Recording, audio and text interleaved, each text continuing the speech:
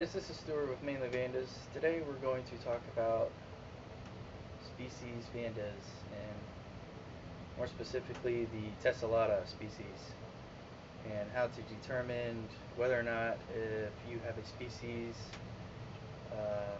or a hybrid tessellata. So I have two plants I'm going to show you guys, and one is a species and one is a hybrid.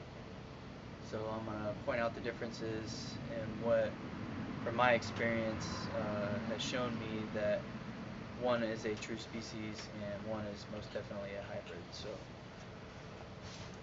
I have two plants.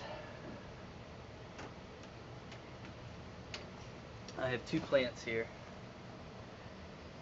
They are similar in size.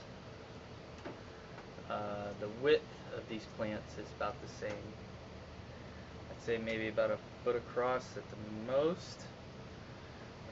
You can see the difference in the flowers here. This one is heavily tessellated.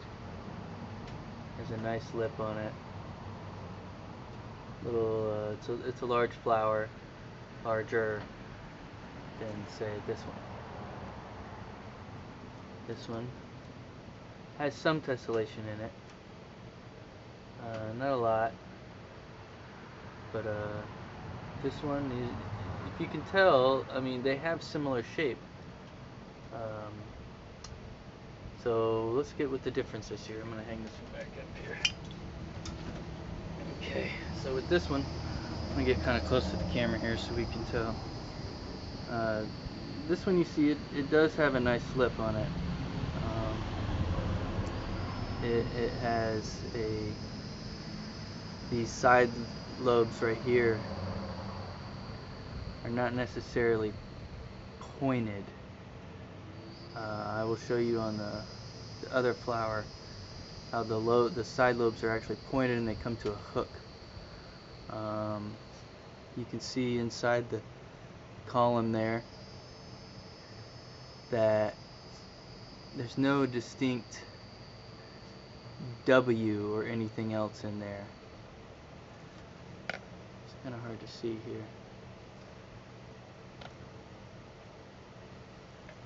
This is terrible.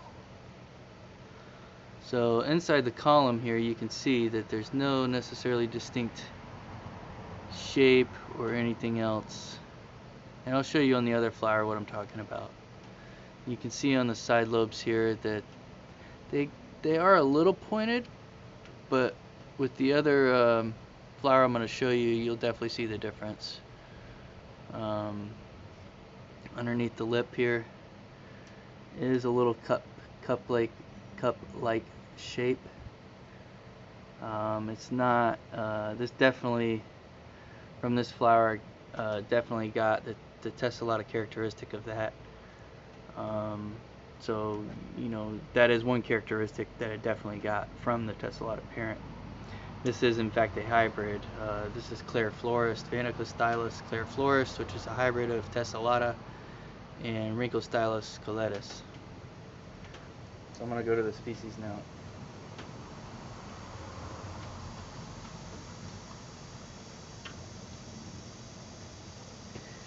So here is a species tessellata.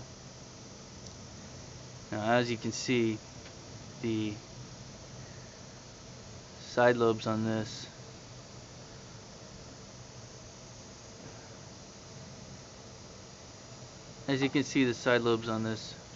are without a doubt pointed and come to a hook-like shape. Very distinct characteristic of the tessellata. Also on the side of the lip here, it kind of has a real broad base lip right here. It's really broad. I've seen tessellatas with this shape right here on the lip as well. I've seen them without that also, but that's another characteristic. So I'll go ahead and show you the inside of the column. Let's see, inside the column here